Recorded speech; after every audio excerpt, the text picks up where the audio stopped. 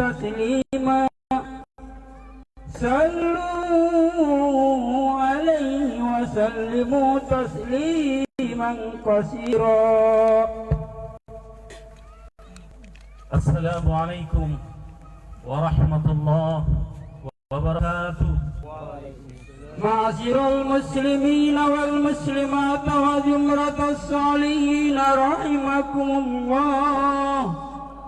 رؤيا عن أبي هريرة رضي الله عنه أنه قال قال رسول الله صلى الله عليه وسلم إن يوم العيد الفطر وحل الله لهم فيه إطعام وحرم عليكم فيه الصيام فإذا سعيد الخطيب على منبر يخطب فلا يتكلم أحدكم وما تكلم منكم فقد لغى ومن لغى فلا ثواب له وأنصت وأسمع وأطيعون رحمكم الله رحمكم الله رحمكم الله.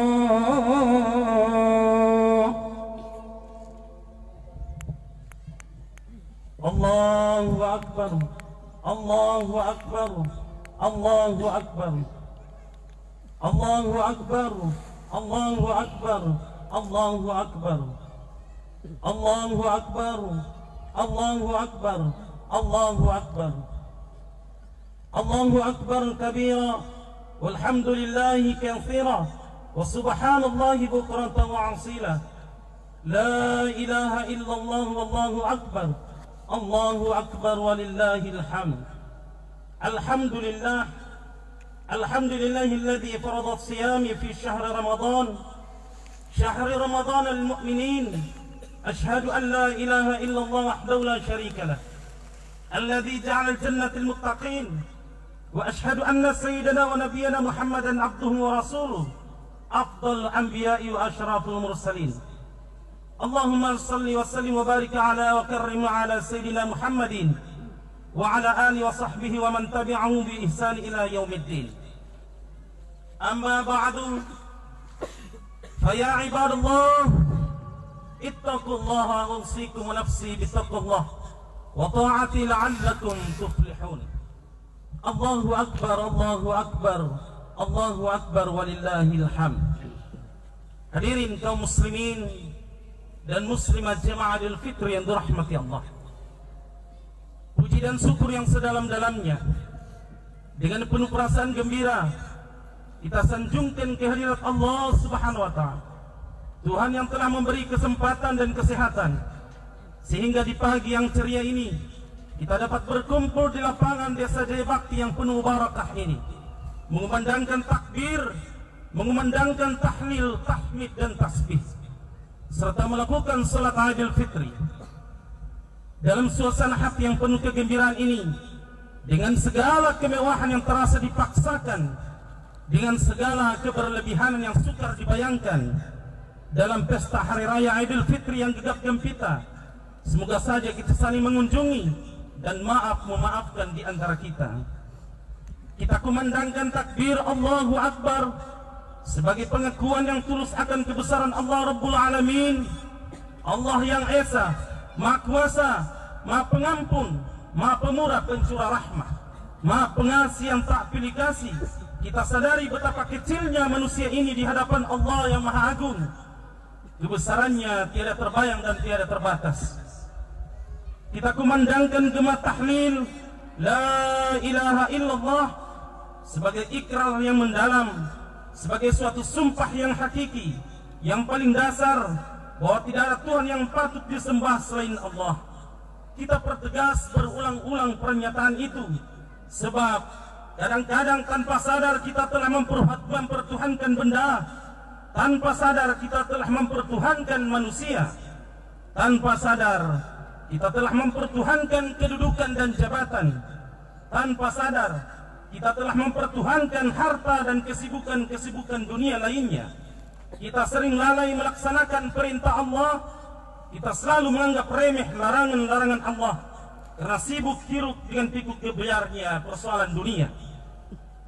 Pengakuan yang terus-menerus itu sangat diperlukan agar kita sadar akan diri kita. Dari mana asal-usul diri kita? Kini kita berada di mana? Dan suatu nanti kita bakal kemana? Kesadaran ini mutlak diperlukan agar kita tahu benar akan asal-usul hidup kita, makna hidup kita, serta kepada siapa seharusnya kita mempertanggungjawabkan seluruh hidup dan kehidupan kita. Allahu Akbar, Allahu Akbar, Allahu Akbar walillahil hamd. Fajar tanggal 1 Syawal 1447 Hijriah telah menyingsing di ufuk timur dan bulan Ramadan pun berlalu. Bulan yang di dalamnya kita diwajibkan berpuasa, bulan yang penuh berkah, bulan dengan segala kemuliaan itu telah pergi meninggalkan kita. Tidak seorang pun yang tahu apakah bulan Ramadan tersebut merupakan bulan puasa terakhir bagi kita, merupakan sholat tarawih terakhir bagi kita, merupakan sholat tarawih terakhir bagi orang tua kita, bagi anak-anak kita, istri atau suami kita. Bersyukurlah jika pada bulan Ramadan yang baru saja pergi, puasa, zakat, sedekah, sholat tarawih dan ibadah-ibadah sunnah lainnya dapat kita lakukan lebih khusyuk, karena kita diberi kelapangan dan kesempatan oleh Allah Subhanahu wa Ta'ala. Sementara ada orang-orang di sekitar kita, saudara-saudara kita, sanak kerabat kita, ada yang berpuasa di jalan karena sedang berpergian, ada yang berpuasa dan tarawih di rumah sakit karena keluarganya yang sedang terbaring di rumah sakit, ada yang berpuasa dan tarawih di negeri orang karena sedang mencari nafkah dan rezeki. Dan di antara kita yang mungkin tidak dapat puasa dan tidak bisa tarawih karena kita sendiri yang sakit, atau mungkin sengaja diabaikan dengan alasan kerja berat untuk mencari nafkah keluarga. Yang pasti, selamat jalan Ramadan, selamat jalan Ramadan, selamat jalan bulan Al-Quran, selamat jalan bulan mulia yang penuh keberkahan. Kita hanya dapat berdoa dan berharap semoga Allah Subhanahu wa Ta'ala memberikan kepada kita kesempatan untuk bertemu kembali dengan Ramadan pada tahun depan. Allahu Akbar, Allahu Akbar, Allahu Akbar walillahil hamd. Kaum muslimin, jemaah salat Id yang dirahmati Allah, kurang lebih 15 abad yang silam, ketika dunia tengah tenggelam dalam kegelapan jahiliyah, ketika manusia terlena dengan dosa dan kemungkaran, secerca pengetahuan dan petunjuk kebenaran muncul dari cakrawala perbukitan Makkah. Cahayanya menyebar ke timur, menyebar ke barat, utara dan selatan, sehingga mencapai ke seluruh dunia hanya dalam waktu singkat, yakni selama 23 tahun. Jalan yang ditunjukkan oleh cahaya tersebut telah dilalui oleh umat manusia, sehingga mereka mencapai kemuliaan sedemikian tingginya, suatu kemuliaan yang belum pernah dicapai sebelumnya. Cahaya tersebut menerangi umat Islam dan menyadarkan mereka akan pentingnya mengikuti petunjuk kebenaran yang pada akhirnya akan membawa mereka pada keselamatan. Dengan mengikuti petunjuk kebenaran dari cahaya tersebut, umat Islam memperoleh keberhasilan demi keberhasilan dan mencapai puncak kemuliaan dalam sejarah Islam.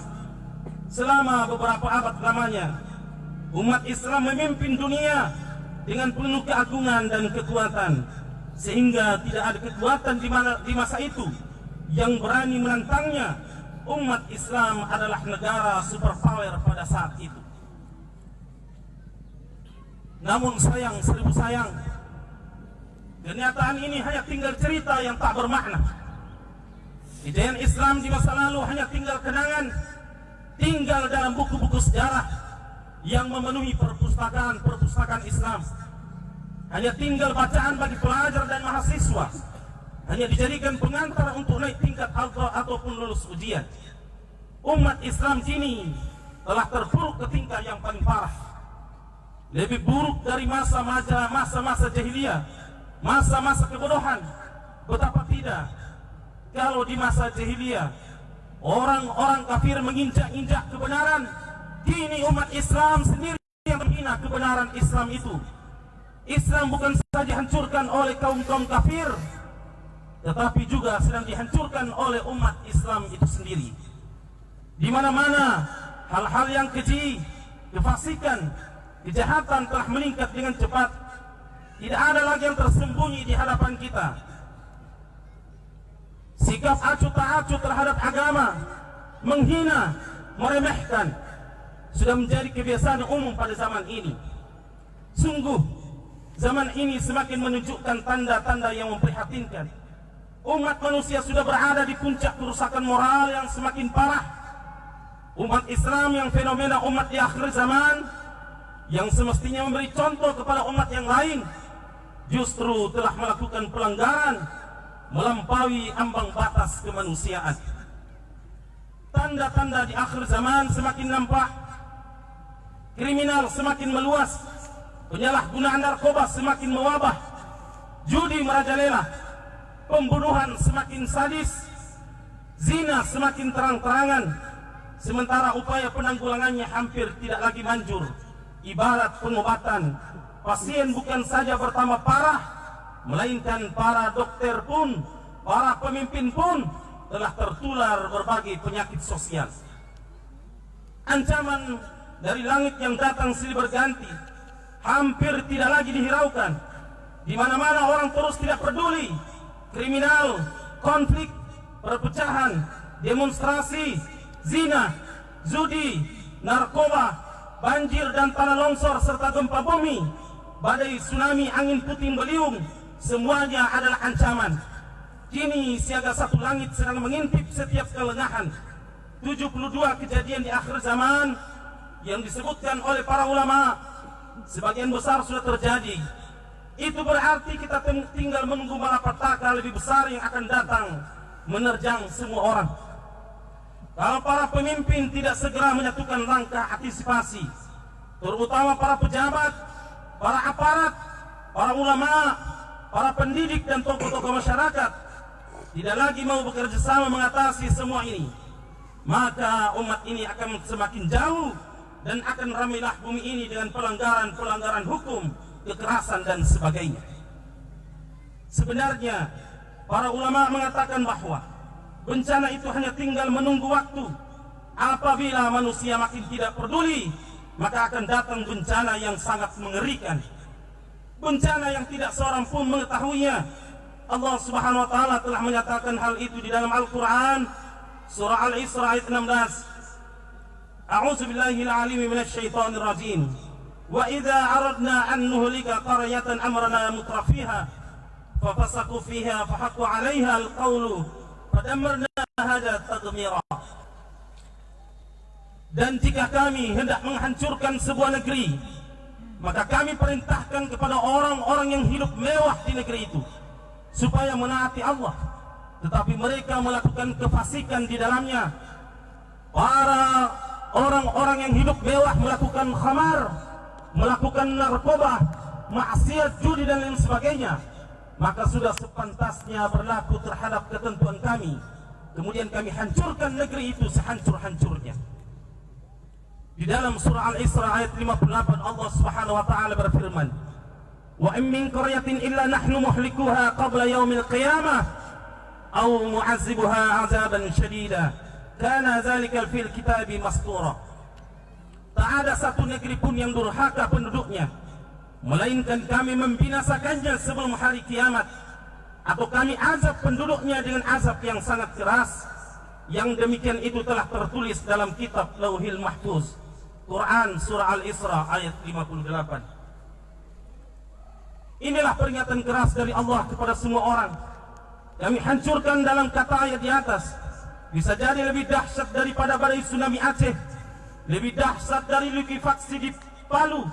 Bahkan di sini ada dua ancaman besar. Kami hancurkan atau kami akan kirimkan azab yang dahsyat. Keduanya adalah ancaman untuk semua negara, apalagi Indonesia yang telah dahulu menerima badai tsunami Aceh.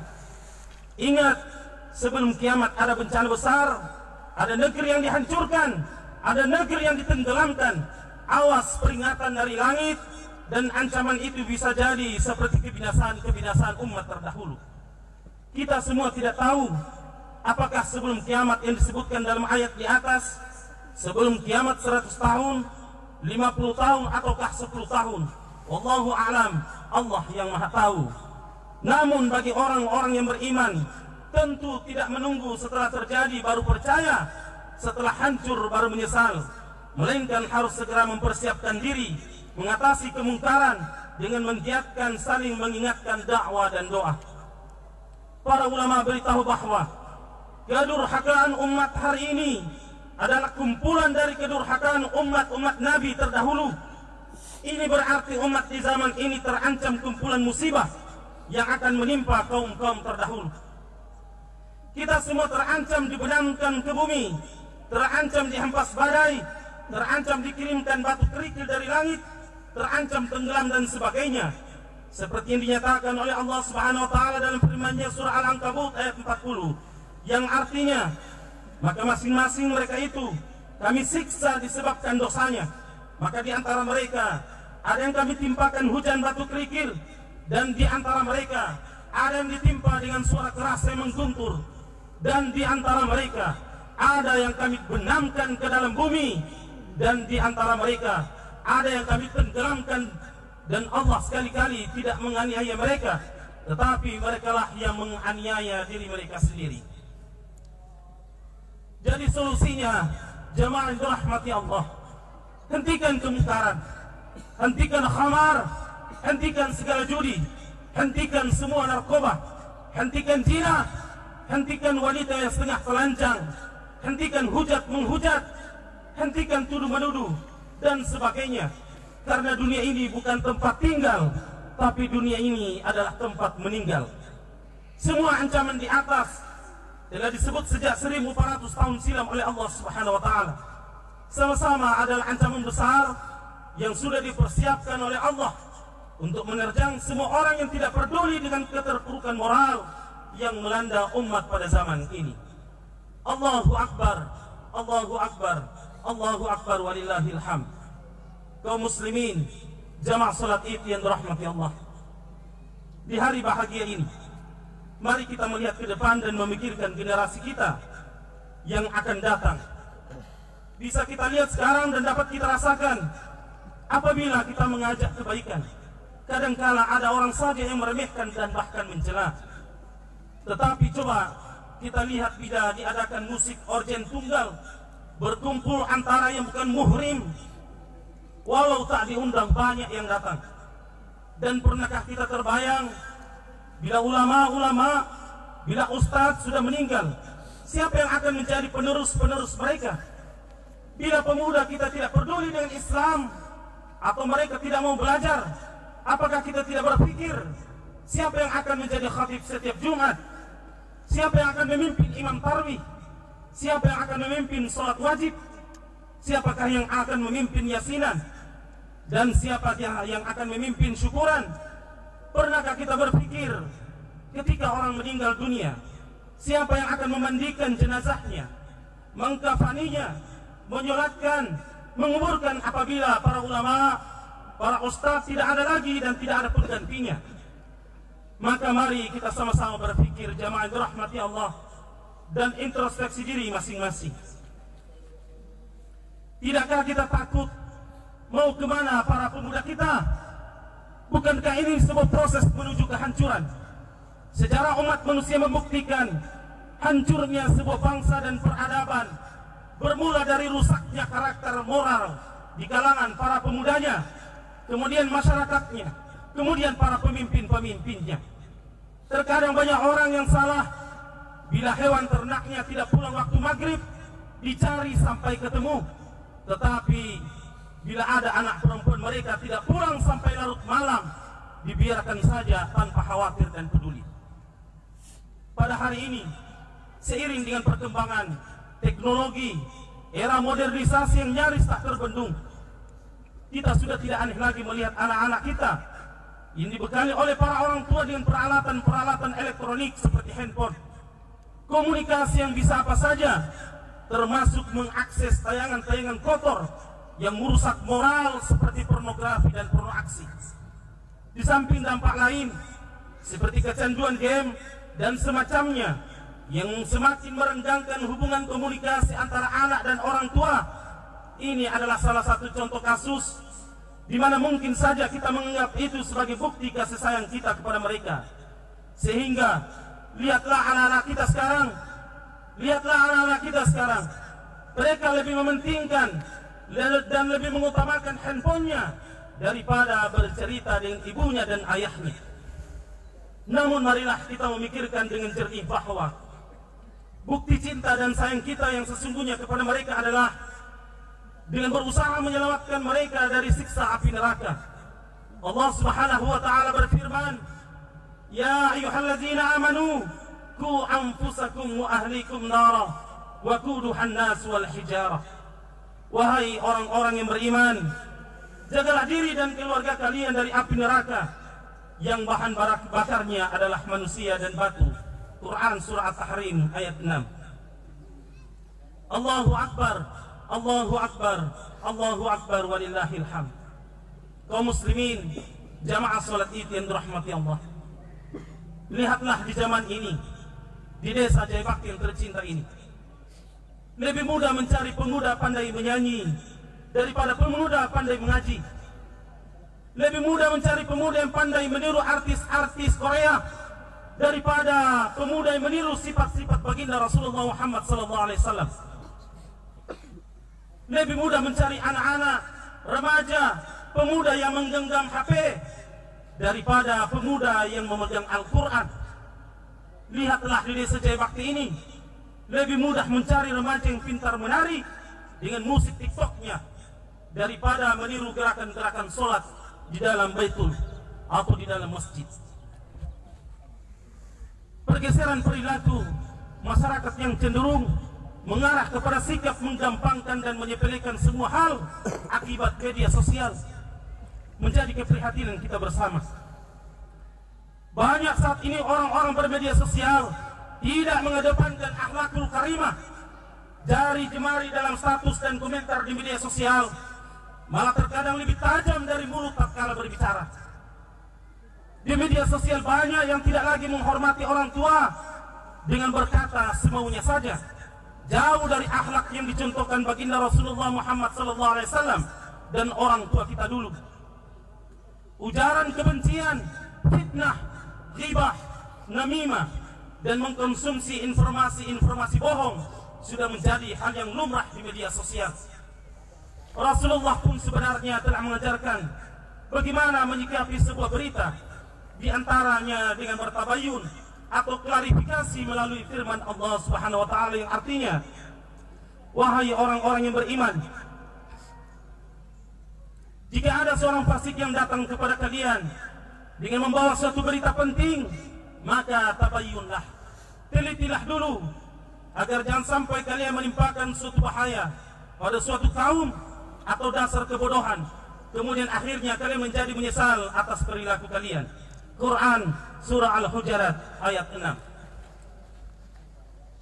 Jamaah salat Id yang dirahmati Allah, mari sama-sama kita merenunglah sejenak atas apa yang telah kita perbuat, dan berbanyaklah beristighfar dan bertobatlah. Ribuan tahun lalu sampai di era modernisasi sekarang ini, doa-doa yang selalu dipanjatkan oleh makhluk Allah Subhanahu wa taala yang sudah berkeluarga, yaitu ayah dan ibu kita, adalah ingin mendapatkan keturunan yang soleh solehah seperti baginda Rasulullah sallallahu alaihi wasallam, seperti Nabiullah Ismail alaihissalam.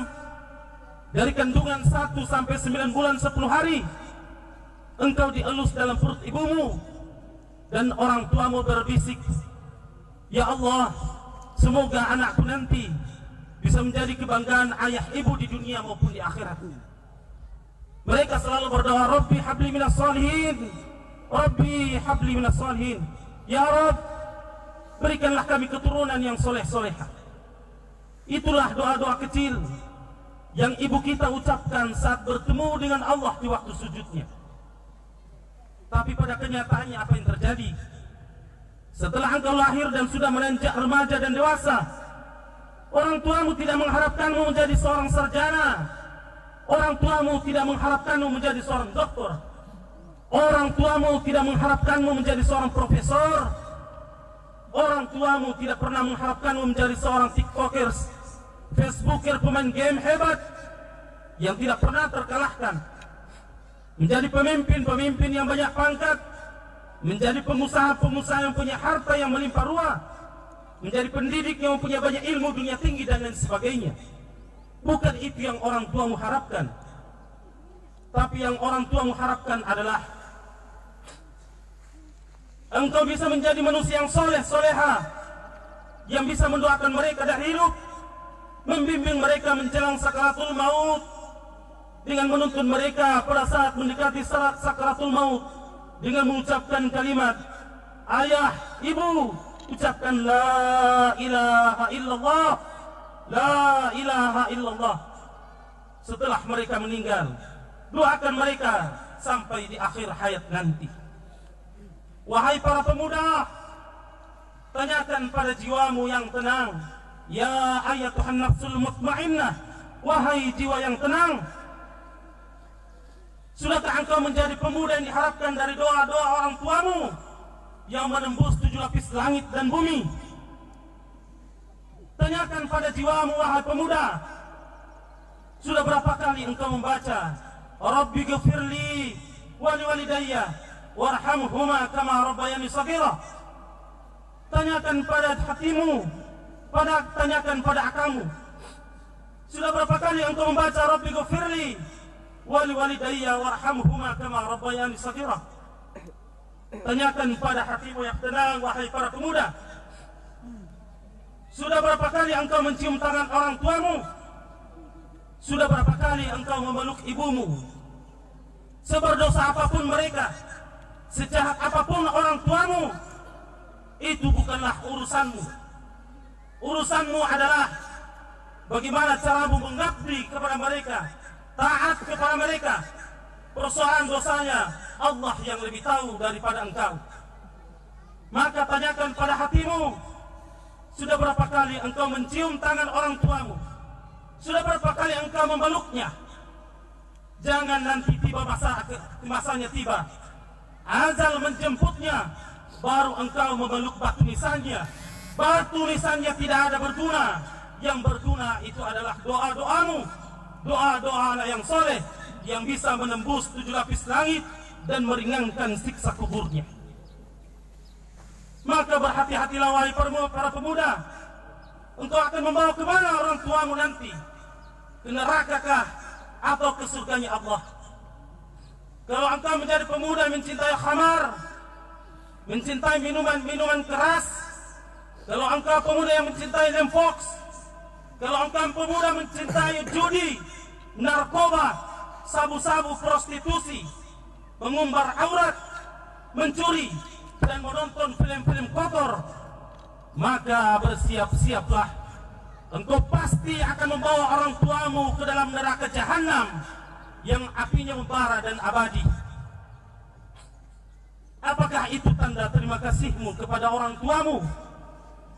Apakah itu tanda baktimu kepada orang tuamu? Yang dari kandungan sampai buayan engkau dijaga, engkau diurus layaknya seperti malaikat kecil yang dititipkan Allah kepada mereka. Maka sungguh inilah kedurhakaan yang nyata dan nampak berhadapan di hadapan kita. Ini adalah kedurhakaan di zaman era modernisasi. Mereka lebih mengumpamakan handphonenya daripada bercerita, curhat dengan orang tua mereka sendiri. Wahai para pemuda, bertobatlah sebelum terlambat, karena orang tuamu masih hidup dan yang sudah meninggal menunggu doa-doa sucimu yang akan membawamu mereka dari keras azabnya kubur. Orang tua yang sudah meninggal itu sangat merindukan doa-doa dari anaknya. Bahkan disebutkan dalam sebuah keterangan, ada orang tua yang telah wafat, kemudian dia kaget karena hisab kuburnya menjadi ringan. Kemudian dia bertanya kepada para malaikat, wahai malaikat, kenapa siksa kuburku? Kenapa hisab kuburku menjadi ringan? Maka dijawablah oleh para malaikat, sungguh ada di antara anak-anakmu, ada di antara cucumu, ada di antara keturunanmu yang mendoakan dirimu sehingga membuat hisab kuburmu menjadi ringan. Maka sungguh beruntunglah orang-orang tua yang